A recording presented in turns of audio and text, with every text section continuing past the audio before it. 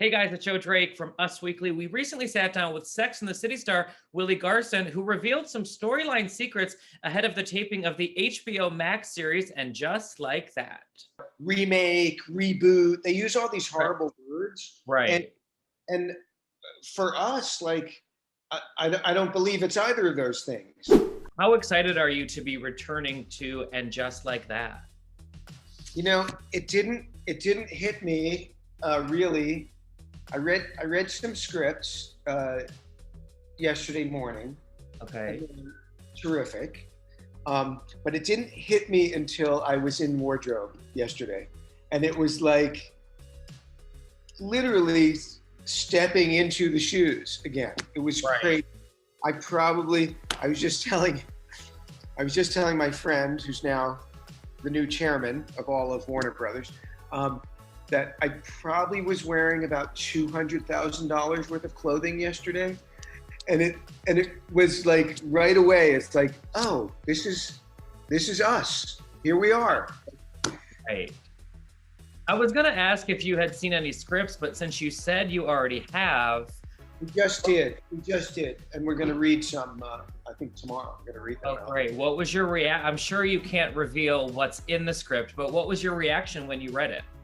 My reaction was that they were real and funny, and it sounded like us, Mhm. and the new characters are terrific, and it just felt very like home in not a forced way either. They, Right. they had a really nice light touch, like, oh, here we are, 2021. This is who we are now, and that it was just like very elegantly handled. So I love that. Do you know why they're not calling the show Sex and the City? I know a lot of fans are a little confused with the title change. Is there a reason behind it that you're aware of?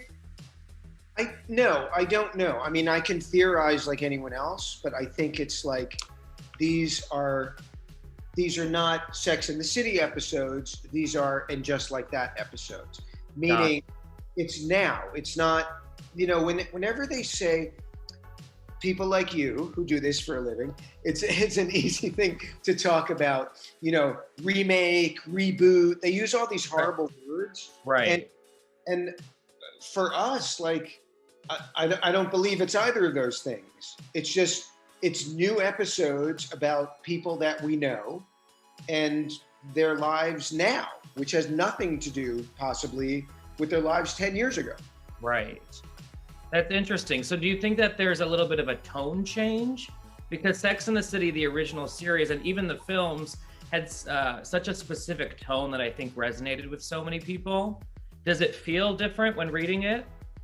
It felt, I mean, the greatest compliment I could give to Michael Patrick King, which I did yesterday, is it sounds like us. Hmm. It reads like us. So the thing about the tone, like when people discuss tone of Sex and the City, Right. like the tone is any different thing. I mean, it can be madcap hilarious. Right. It can be ironically funny, and it can be very moving, all in one scene. Right. So that tone is the same, meaning that it doesn't really have one. It's about these people that we're very, the audience I'm meaning is very close to these people. Right. Um, as full characters, rather, when the joy, I've been fortunate enough to do a number of long run shows. Right. The joy of doing a long run show is that every TV show starts the same.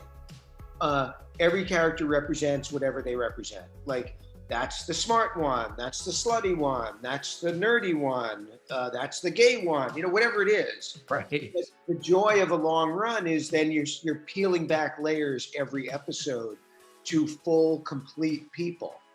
And, Absolutely. and we had so much opportunity to do that these are real people to people who are fans of the show.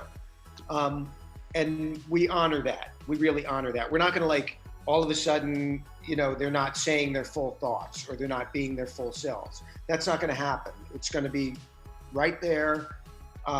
We're living in a different world, and the scripts reflect that.